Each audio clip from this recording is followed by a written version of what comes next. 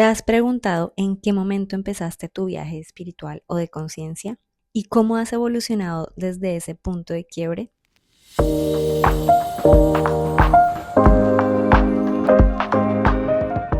Hoy quiero contarte mi historia espiritual, porque en el capítulo anterior te compartía ese sentimiento de estar fragmentada y qué mejor que mostrarte el despertar de conciencia que he tenido. Y es que fue muy curioso porque todo empezó cuando estaba organizando en mi Notion, en una tabla, la cantidad de formaciones, cursos, libros, acompañamientos que he hecho a lo largo de estos años. Y me fui para atrás y mucho más para atrás, cuando aún no me hacía preguntas profundas. Para que entiendas el contexto, yo nací en Bogotá, Colombia. Mi familia es católica, pero digamos que no súper practicante. Mi papá siempre ha sido una persona muy positiva y trabajadora y mi mamá muy mística. Cuando era pequeña, me acuerdo que encontré un libro que decía, ¿qué es brujería? La verdad sobre las fuerzas malignas, el origen y la práctica de la magia blanca, de Hilda Strauss. Y a mí siempre me ha gustado el misterio y saber cosas ocultas. Pero también era un poco miedosa, así que no iba hasta tan lejos. Este libro y otros libros más misteriosos eran de mi mamá, pero se quedaban en lecturas curiosas. Íbamos a misa como familia todos los domingos y además estudié en un colegio católico. Era muy juiciosa, pero nunca me consideré fanática de la iglesia. Digamos que todo el colegio y la universidad, cuando entré a estudiar arquitectura, fue muy en piloto automático, diría. Era también en ese momento el año 2006 al 2011. En esa época tampoco pensaba en cuestiones tan profundas de la vida. Luego fui a estudiar a Inglaterra y cuando volví hice un retiro que se llamaba Avance. Me sentía perdida con mi vida, sobre todo a nivel del amor. Y esta guía fue mi primer acercamiento a herramientas de desarrollo personal. Aquí sí que era un espacio de salir de mi zona de confort, de ser vulnerable y con lo tímida que era, me resultaba, la verdad, muy desafiante. En ese punto aún estaba, entre comillas, dormida. Me fui luego a estudiar a Italia, un máster de diseño interior. Y cuando volví, sentí que los libros volvieron a encontrarme. Ahora que lo pienso, ellos siempre han sido mis mensajeros de las otras dimensiones. Yo creía en algo más grande, pero no me sentía alineada con ningún tipo de iglesia. Me sentía cómoda con los libros de desarrollo personal y hasta ahí. Leí toda la colección de Rafael Santandreu, no sé si lo conozcas, tiene libros como El arte de no amargarse la vida, Las gafas de la felicidad y Ser feliz en Alaska. Me sentía mucho más cercana a conceptos sencillos de psicología positiva.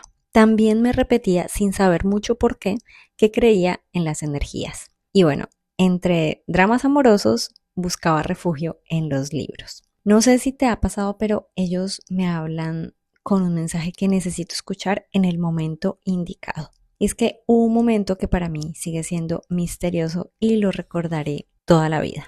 Porque una cosa es escoger el libro, pero otra que el libro te escoja a ti.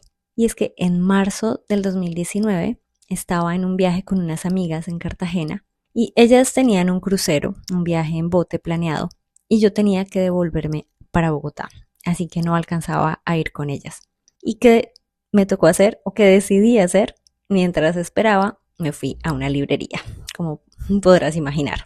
Y ahí estaba yo hojeando libros en la librería Abaco. Y si la conoces, sabes que hay unas mesitas y detrás un pasillo con una estantería baja. En ese momento estaba leyendo cualquier libro, que no me acuerdo, y sentí como si alguien me golpeara con los dedos en el hombro para que me volteara. Y bueno, no era nadie. Pero sí estaba el libro de Joe Dispenza, que se llama Supernatural. Ese libro fue mi inicio a otra dimensión de lo que había estado sintiendo. Yo había intentado meditar, pero no muy en serio.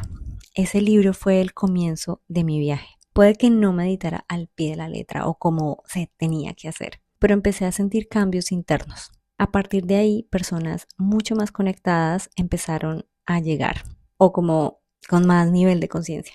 Y empezaron a acercarse a mí, empecé a tener conversaciones mucho más interesantes y de perspectivas que me abrieron mucho la mente. Luego hice unos días de ashram en la India, que si no sabes qué es un retiro espiritual. Y luego de un curso de Conectar con el Corazón en Bogotá llegaría el segundo libro que marcó mi vida y hasta el momento mi libro preferido, La desaparición del universo de Gary Renard. Ese libro es la puerta hacia otro libro que se llama Un curso de milagros. Es una práctica espiritual basada en el perdón. Yo ya me he leído todos los libros de Gary Renard con respecto a Un curso de milagros y me siento profundamente conectada con esta práctica. Y mi siguiente paso es empezar el curso de milagros porque es donde estoy actualmente. En un viaje que hice con mi esposo hace unos días, le contaba que me parecía impresionante cómo en una serie que estaba viendo en Netflix hay una chica muy cristiana que estaba pasando por una situación difícil y le decía a su esposo que sus actos estaban guiados por el Señor.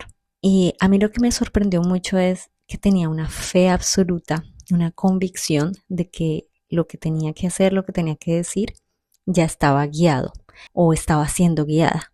Entonces me puse a reflexionar en cómo esta fe que tenemos hacia algo más grande que nosotros hace que tengamos una fe o estar absolutamente positivos y tranquilos porque ese es el camino que tenemos que estar recorriendo. Pero independientemente de la religión que tengas, siento que podemos cultivar esto.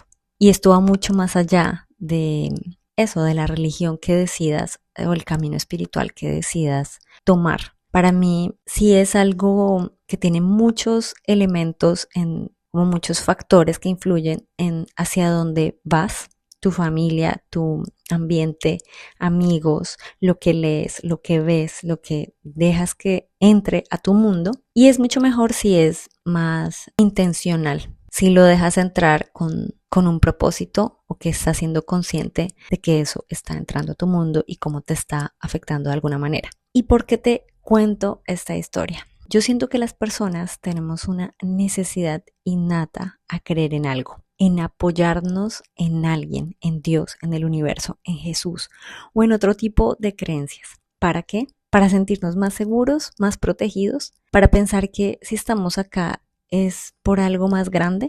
No sé en qué parte de tu camino te encuentres.